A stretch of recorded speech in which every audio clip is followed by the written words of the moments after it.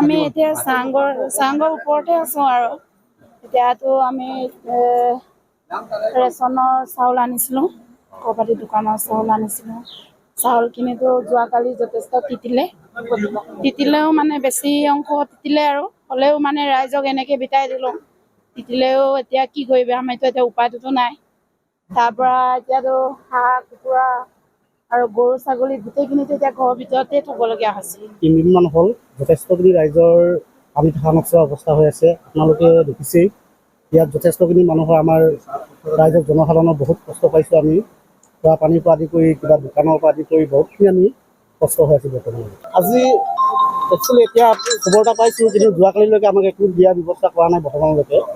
কিন্তু আজি এতিয়া অলপ আগতে এটা পাইছোঁ কিবা ৰিলিফ আহিছে বুলি, কিন্তু এতিয়ালৈকে আমাৰ হাতত মানে ইয়াৰ যিটো ৰাস্তা ভাঙি গ'ল, ৰাস্তা সম্পূৰ্ণ ভাঙি গৈছে।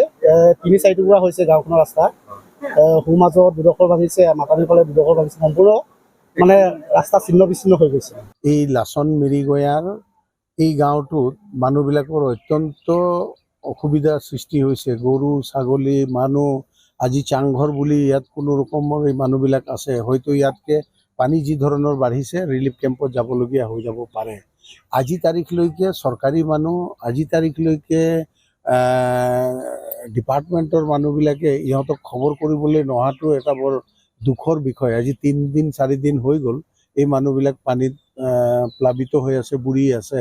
মই ব্যক্তিগতভাৱে আমাৰ কংগ্ৰেছ দলৰ তৰফৰ পৰা আমি যিমান পাৰিলোঁ মানুহবিলাকক দুখৰ সময়ত মাত এষাৰ লগাবলৈ আহিলোঁ।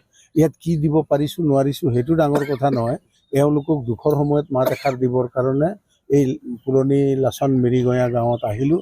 ইয়াৰ পাছত আকৌ হলগুৰিত এতিয়া যাম, তাৰ পাছত আকৌ চেঁচা নেপালী তো মানুহবিলাক মথৰিত কেম্প কৰি আছে, তাত যাম। এতিয়া ডাঙৰ কথাটো হৈ গ'ল যে সমগ্ৰ অসমত যি ধৰণৰ এইবাৰ বানপানীয়ে এতিয়া মানুহবিলাকক হাৰাশাস্তি কৰিছে, গভৰ্ণমেণ্টৰ তৰফৰ পৰা আমাৰ কেন্দ্ৰীয় গৃহমন্ত্ৰীয়ে যি ধৰণৰ কৈছিলে যে অসমৰ বান সমস্যাটো সমাধান হৈ যাব বুলি, কিন্তু বান সমস্যা সমাধান হোৱাতকৈ বৰঞ্চ বাঢ়িহে গৈছে। বান গৰাখহনীয়া আৰু এইটোত উপযুক্ত ৰিলিফৰ কাৰণে যি ধৰণৰ ব্যৱস্থা হ'ব লাগে, চৰকাৰী তৎপৰতা যেনেকৈ হ'ব লাগে, সেইবিলাকৰ পৰা এতিয়া আমি অলপ ত্ৰুটি দেখা পাইছোঁ। আৰু বিশেষকৈ টিংখং সমষ্টিটোত আৰু বেছি ত্ৰুটি দেখা পাইছোঁ। আশা কৰিছোঁ আমাৰ ইয়াত কেবিনেট মিনিষ্টাৰ আছে, তেওঁ যাতে তৎপৰতাৰে এই প্লাবিত হোৱা দূষিত মানুহবিলাকক, পীড়িত মানুহবিলাকক উদ্ধাৰ কৰাৰ ক্ষেত্ৰত তেওঁ যেন আৰু অধিক তৎপৰতা দেখায়, চৰকাৰী দান অনুদান সাহাৰ্য যিমান পাৰে আনি দিয়াৰ কাৰণে ব্যৱস্থা কৰে, সেইটো মোৰ ফালৰ পৰা আহ্বান।